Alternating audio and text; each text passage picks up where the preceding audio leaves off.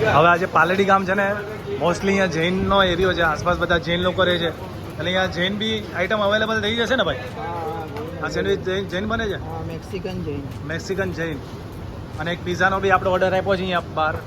હા ભાઈ પિઝા બનાવે છે અને અહીંયા બી જૈન એક પિઝા બનવાનો છે ને 2 રેગ્યુલર, એટલે પિઝામાં બી જૈન આઈટમ તમને મળી હશે, એ જ કહેવા માગું છું તમને. એટલે ઘણા લોકો કમેન્ટ્સ કરતા હોય ને કે ભાઈ જૈન મળે છે કે નહીં, બધું મેન્શન કરજો વિડીયોમાં, તો સ્પેશિયલી તમારા માટે મેન્શન કર્યું છે. હા હા હા હા હા હા. આ લોકોના સોસીસ એવા છે ને કે તમે ગમે એટલા ખાશો તમને એસિડિટી કે એવું કંઈ નહીં થાય, એ આપણી ગેરંટી છે ભાઈ. પ્રતિકભાઈ મોજ કરાવે છે અહીંયા તો, જો કે આજે આવ્યા નથી.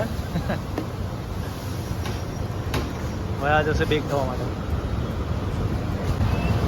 આ સોસીસ આ લોકો જાતે બનાવે છે, જૈન સોસ છે ને, જૈન માટેનો રેગ્યુલર સોસ, અને આ રેગ્યુલર છે.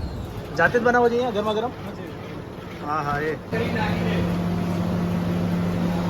અને આ છે આપણો રેગ્યુલર સોસ.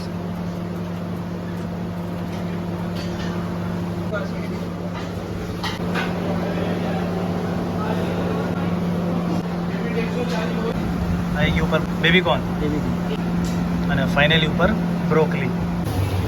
अच्छा ये ग्रेवी पूरी नीचे रहेगी शायद. अच्छा ग्रेवी अलग से ही देते हैं? अच्छा पार्सल है ना ये? खाने का है. अच्छा खाने का है. देसी है.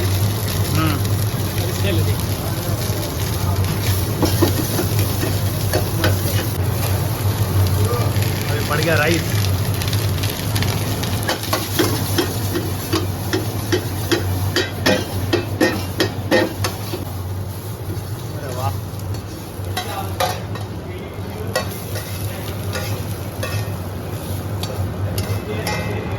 આ રાઈસ અહીંયા અને થાઈ ગ્રેવી એટલે થાઈ રાઈસ કહેવાય છે. અને રેડ કલરમાં બી આવે છે અને ગ્રીનમાં બી આવે છે. ઠીક છે, આવી રીતે ઓર્ડર રેડી થાય એટલે કસ્ટમરને આપવા જાય છે આવી રીતે બહાર.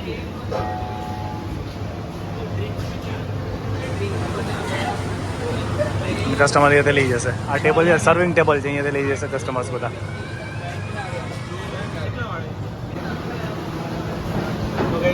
આઈટમ તો અહીંયા 300-400 આઈટમ છે અલગ અલગ. તમારે પંજાબી થાળી ખાવી હશે તો બી તમને પંજાબી સબ્જી નાન બનાવી દેશે. અને ઘણી બધી વસ્તુ આપણે મંગાવી છે. પીઝા ગરમ ગરમ આવી જશે આપણી પાસે. અને એ લોકો મોઝરેલા ચીઝ જે રાખે છે ને સાહેબ, ગરમ છે પછી તો આપણે અહીંયા આઈટમમાં કરાવી છે મેક્સિકન હોટપોટ, જે એનું મોસ્ટ ફેવરેટ છે મારું. હું તો ગમે ત્યારે આવું ને રાત્રે તો એ તો હું ખાવ જ છું. આ જે ગ્રેવી છે ને ઉપર જે તમને દેખાય છે મસ્ત રાજમાવાળી, આ ગ્રેવીનો જે ટેસ્ટ આવે ને, ખમણનો ટેસ્ટ આવે છે. અને નીચે ચાવલ નાખે. બીજું અહીંયા બર્ગર બહુ ફેમસ છે. એ લોકો અહીંયા 20-25 બર્ગર તૈયાર કરીને જ રાખે છે. એ લોકોને ખબર છે કે 10-15 મિનિટ આપણા ઓર્ડર લઈ જવાના છે, સોલી લઈ જવાની છે. ત્રીજી વસ્તુ આપણે અહીંયા પીઝા રેડી કરાવ્યો છે. આઈટમ ઘણી બધી છે, પંજાબી છે, મેક્સિકન આઈટમ જોઈએ તો બી મળી જશે તમને, થાઈ આઈટમ જોઈએ તો બી મળી જશે. આપણે બેકિંગમાં બતાવી છે થાઈ રાઈસ છે અને મેક્સિકન હોટપોટ આપણે અહીંયા બનાવડાવ્યા છે. તો તમે ડેફિનેટલી કંઈ બી વસ્તુ ટ્રાય કરી શકો છો. એટલે પણ મોનોપોલી છે સોસીસમાં, સોસીસ કયા છે એ લોકો ખાલી કહે છે પણ મિક્સ કરીને બનાવે છે કંઈક, પણ ટેસ્ટ ગજબનો આવે છે. અને એક વસ્તુની હજી હું અહીંયા ખાતરી લઉં છું કે આ બધા સોસીસ તમે ખાશો તો તમને એસિડિટી જરાય નહીં થાય, એ આપણે ગેરંટી લઈએ છીએ. બિકોઝ દીપુભાઈ મને આ પ્લેસ ઉપર લઈ આવેલા ફર્સ્ટ ટાઈમ, પછી તો રેગ્યુલર બની ગયો હતો ગ્રાહકીનો. રાત્રે ઘરે ખાધા પછી હું તો ભૂખ લાગે 10 વાગે, 11 વાગે, 12 વાગે, અને અહીંયા આવી જાઉં છું. અને ઘણી વાર તો મારા ફેમિલીથી લઈને આવું છું. માણેક ચોક જાઓ, માણેક ચોક બંધ થઈ જાય પછી આપણે આવવા જેવું છે સાહેબ. માણેક ચોક તમને એમ કહેશે કે ભાઈ 1:30 વાગે ઘરે જતા રહો, પણ અહીંયા પ્રતિકભાઈ તમને એમ નહીં 4 વાગ્યા સુધી ઓપન રહેશે. ચલો ટ્રાય કરીએ બર્ગર.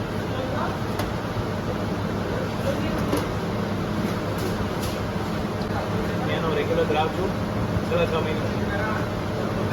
બજારમાં 100 ભરી નાખે છે ને સાહેબ, થોડું તો બગડવાનું છે તમારે.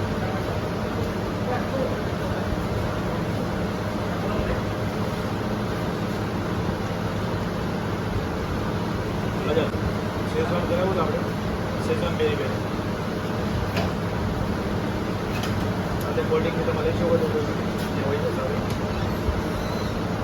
મેક્સિકન હોટપોટમાં ગ્રેવી ઉપરની ગજબની હોય છે. રાઈસ તો તમે જે બિરયાની કે પુલાવ ખાવી એવો પણ જે ગ્રેવી છે ને એનો જ કમાલ છે. સાથે નાચે ઉપર નાખી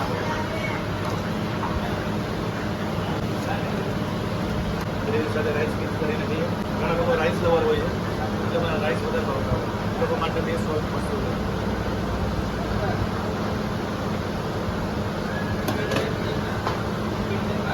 મેં ફર્સ્ટ ટાઈમ મેક્સિકન હોટપોટ અહીંયા જ ખાધા હતા, જે કંઈ ટ્રાય જ નથી કરેલા, પણ આ વસ્તુનો ફેન બની ગયો છું લિટરલી.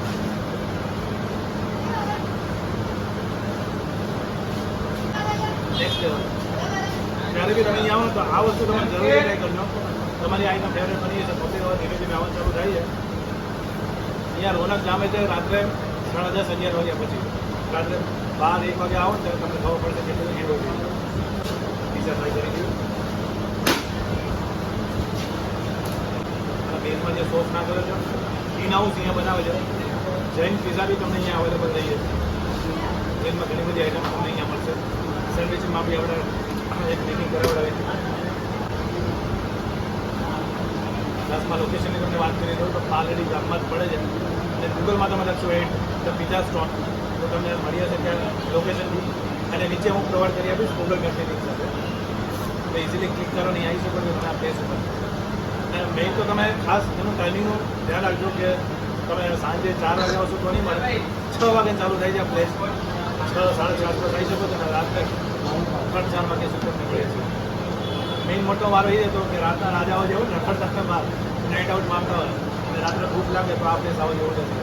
અને ફેમિલી સાથે ઓબ્વિયસલી તમે આવી શકો છો. લોકો ગાડીઓ લઈ લઈને આવે છે ને ગાડીઓમાં ખાય છે.